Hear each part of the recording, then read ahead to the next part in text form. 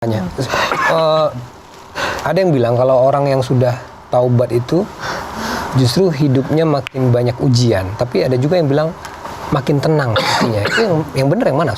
Saya sudah banyak ketemu mu'alaf. Apa yang abang rasakan setelah masuk Islam? Apa itu?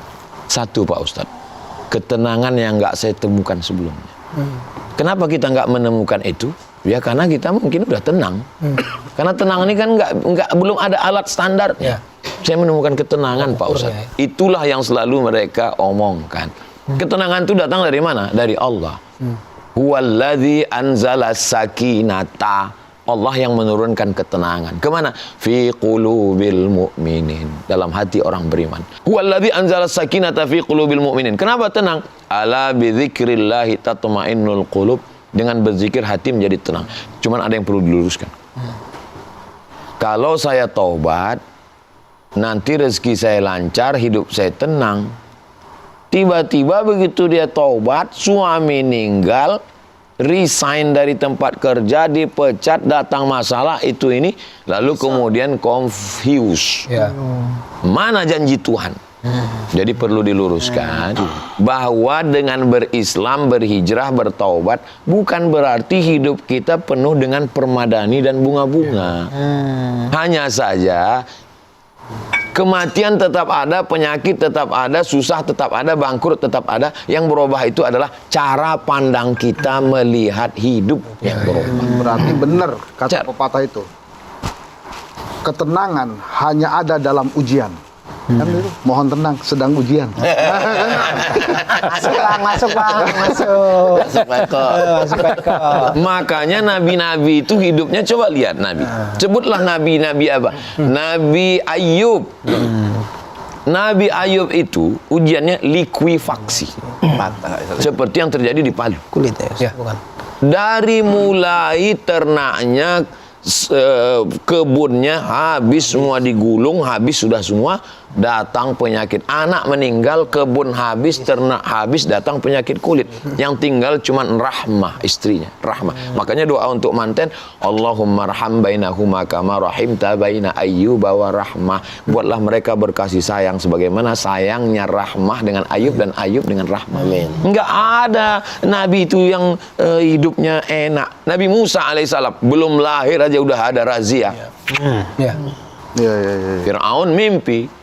Fir'aun yang sehebat itu, yang bangun piramid, mimpi bahwa ada bayi yang lahir menarik mahkotanya. Ternyata penguasa itu mimpi aja takut.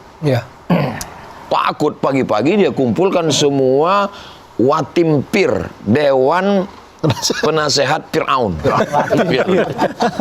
Atau penasehatnya semuanya mengatakan berarti ada anak bayi yang lahir ini bos, mau menarik mahkotamu. Langsung keluarkan kepir, keputusan Fir'aun bahwa semua anak yang lahir potong kepalanya. Tapi Allah punya skenario. Wa auhayna ila ummi Musa, kami bisikkan kepada ibu Musa, an ardi'ihi, susukan anakmu. Fa in khifti alaihi, kalau kau takut anakmu disembelih, fa alqihi fil yammi, hanyutkan dia ke sungai Nil. La takhafi, jangan kau takut, wala tahzani, jangan kau sedih, inna radduhu ilaik, nanti kami akan kembalikan dia kepadamu. Wa ja'iluhu minal mursalin, kami akan jadikan dia salah satu dari rasul utusan kami. Dihanyutkan ke sungai Nil. Apa yang terjadi? Ternyata di sudut sana ada seorang perempuan yang nggak punya anak sedang mandi di tepi sungai Nil. Dayang-dayangnya dia katakan, itu sepertinya ada kotak kayu, coba ambil. Akhirnya dayang-dayang berenang mengambil kotak kayu, lalu diambil, dibuka, ada anak kecil. Wow, amazing. Seorang perempuan rela melepaskan anaknya, dan ada seorang perempuan yang memang mencari seorang anak. Dia memang tidak dikasih anak dari Fir'aun, Asia. Lalu kemudian anak ini dibawa, nangis terus, pagi, petang, siang, malam nangis. Nangisnya itu hanya cara Allah untuk mempertemukan dengan ibunya. Lihatlah betapa yang kelihatannya tidak menyenangkan, sebenarnya dalam pandangan Allah menyenangkan. Kenapa dia nangis? Maka diadakanlah musabaqah, lomba nyusukan anak. Siapa yang punya anak, susukan. Dia nggak mau. Sampai akhirnya ibunya ikut ngantri. dia susukan, diam orang ibu kandungnya. Masya Allah. Begitu cara Allah mempertemukannya. Kan Allah udah janji, Agak rumit juga tapi Ustaz. aku akan mengembalikan dia kepadamu. Itu hebatnya Itu skenario Allah, jangan dipikir bang, bikin pusing ntar. Nih kita kan manusia, jangan dipikirin. Tapi Ustaz, saya mau nanya Ustaz. Tadi kan kita banyak bicara istighfar itu terkait dengan meminta maaf, memohon ampun gitu ya. Tapi ada juga yang bilang bahwa istighfar katanya bisa meluaskan rezeki. Itu gimana penjelasannya? Man lazimal istighfar, siapa yang banyak istighfar, ja'alallahu lahu min kulli dhiqin makhraja. Setiap kesempitannya diberikan makhraja, jalan keluar. Wa min kulli hammin faraja. Setiap kesusahannya diberikan kelapangan, faraja kelapangan. Wa razaqahu min haitsu la yahtasib, diberi rezeki dari jalan yang enggak disangka-sangka. Jadi banyakin istighfar ya. Banyak istighfar. Ustaz, Biar banyak. kembali lagi ke yang tadi bahwa ya memberi maaf itu berat. Amalan apa yang dari Pak Ustadz sarankan kepada supaya kita mudah memaafkan? Tidak selalu ya kalau maaf di mulut gampang gitu, tapi yang di hati ini gitu. Untuk lepas gitu dari ya udah selesai gitu loh kita. Saya tidak melihat maaf ini sebagai perbuatan kita. Maaf ini adalah anugerah Allah. Allah yang membuat hati kita itu plong. Jadi ilustrasinya begini, kita hanya nyiapkan cawannya aja. Kita buat dia bersih, kita tampung, nanti airnya akan turun sendiri.